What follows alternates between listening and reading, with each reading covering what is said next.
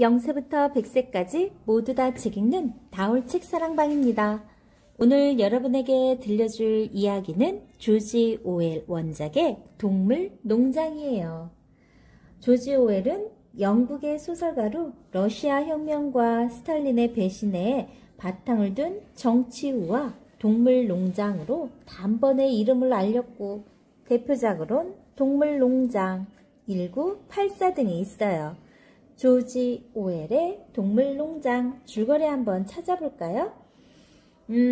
어느 날 밤 존슨 씨가 운영하는 메이너 농장의 동물들은 회의를 열어요.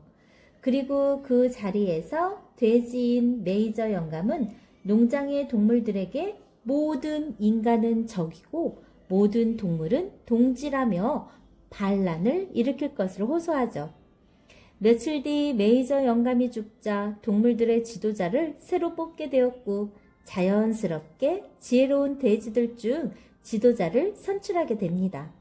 마침내 그들 중 똑똑한 돼지인 나폴레옹과 스노우볼을 중심으로 뭉친 동물들은 반란을 통해 존슨 씨와 그의 일꾼들을 몰아내는데 성공하죠. 그 후 그들은 농장의 이름을 동물 농장으로 바꾸고 자신들 스스로 농장을 경영하기 시작해요.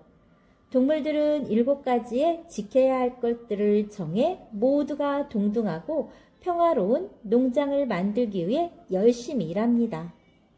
돼지들이 앞장서 일요일에는 회의를 열기도 하고 글자를 모르는 동물들에게는 글자를 가르치기도 하며 동물 농장은 말 그대로 동물들을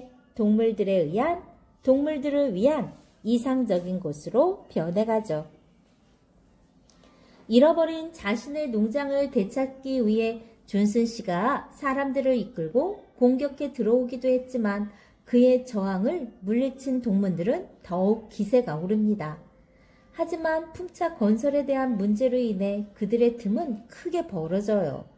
풍차를 건설해야 한다는 스노우볼과 필요 없다는 나폴레옹이 갈등을 일으킨 거죠. 나폴레옹은 결국 스노우볼을 쫓아내게 되고 독단으로 동물들을 이끌어 나가기 시작합니다. 이제 동물 농장은 더는 평등하거나 이상적인 곳이 아니고 오로지 나폴레옹을 위한 농장이 되었어요. 나폴레옹은 스노우볼의 계획이었던 풍차를 건설하며 동물들의 자유를 빼앗아갔죠. 그리고 원래 농장의 주인이었던 존스가 다시 쳐들어올 것이라며 동물들을 불안에 떨게 했어요. 동물들은 존슨 씨의 밑에서 있을 때보다 더 많이 일하면서도 더 적게 먹게 되었고 나폴레옹과 그의 부하들은 사치스러운 생활을 즐기며 자신들의 적이라고 했던 인간과 거래하고 돈을 벌어요. 처음 동물들이 정했던 7계명은 사라지고 나폴레옹을 위한 항목만이 남았죠. 나폴레옹과 그의 동료들 돼지들은 이제 사람처럼 두 다리로 서서 동물들을 감시하는 상황까지 다다르고 그 모습을 바라보던 동물들은 누가 인간이고 누가 돼지인지 구별하기 정말 불가능했다고 합니다. 자, 여러분들은 선생님이 들려준 이야기를 들으면서 어떠한 생각이 들었나요? 동물들은 모든 동물이 평등한 이상사회를 원했지만 결국 예전보다 더 혹독한 상황을 겪게 됐죠. 권력을 가지는 것만을 목표로 하는 혁명은 사회 변화를 가져오지 못하고 사람들이 지도자들을 감시하고 비판할 수 있을 때에만 사회가 제대로 구성된다는 의미죠. 사회 구성원으로서 여러분의 역할을 생각해 보면 어떨까요? 선생님이 조금 더 들려줄까요? 자, 아까 농장 주인 존슨 씨의 7계명 한번 볼까요? 농장 주인 존슨 씨는 틈만 나면 동물들에게 7가지 계명을 들먹이며 잔소리를 한다고 했죠? 농장 주인의 7가지 계명은 무엇이었을까요? 첫째, 우유는 송아지 것이 아니라 존슨의 것. 둘째, 알을 힘 닿는 데까지 낳는다. 셋째, 황금 알이면 더 좋지. 넷째, 당근보다는 역시 사랑의 채찍. 다섯째, 주인님에게 꼬리를 많이 흔들기. 여섯째, 털은 주인님의 것, 관리를 잘하기. 일곱 번째, 삼겹살, 두툼한 돼지가 착한 돼지. 이렇게 해서 농장주인 존슨 씨의 7계명이었네요. 자, 동물들이 만든 7계명은 이것과는 다른데 어떤 걸까요? 밥을 많이 주고 일을 조금 시켜라 이런 것일까요? 아니면 동물들의 7계명은 어떤 것이었을까요?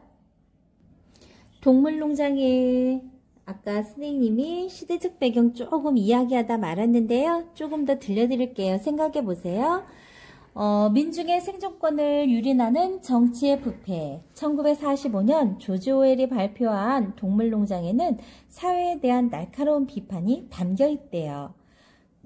동물농장은 러시아에서 일어났던 역사적 사실을 바탕으로 쓰인 이야기거든요.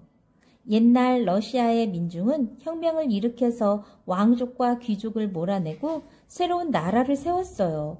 그것이 바로 사회주의 혁명이죠. 러시아의 민중은 새로운 나라에서 새로운 법과 함께 행복하게 살아갈 수 있을 거라고 생각했어요. 하지만 독재자 스탈린이 나타나요.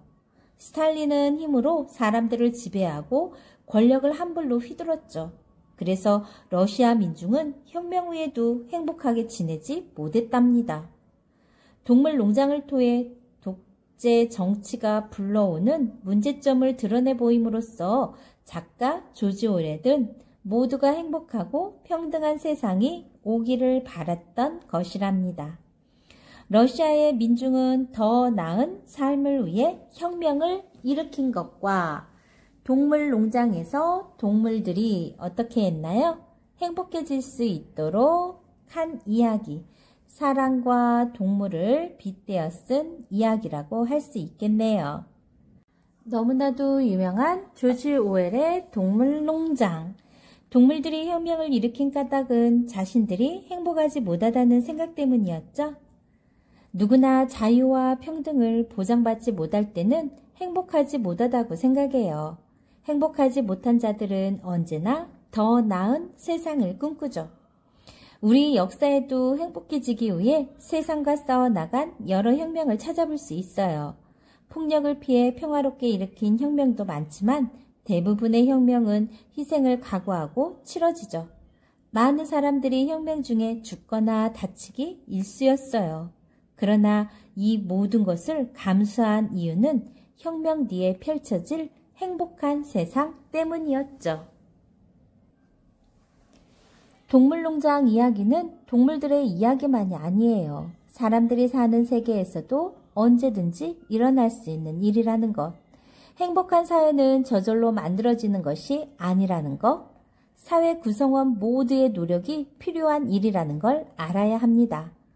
사회가 행복해지는데 여러분들은 어떠한 도움을 줄 수 있는지 생각해 보세요. 지금까지 조지 오웰의 동물농장이었습니다. 좋아요, 구독 꾹 눌러주시면 계속해서 재미난 이야기 들려드릴게요. 감사합니다.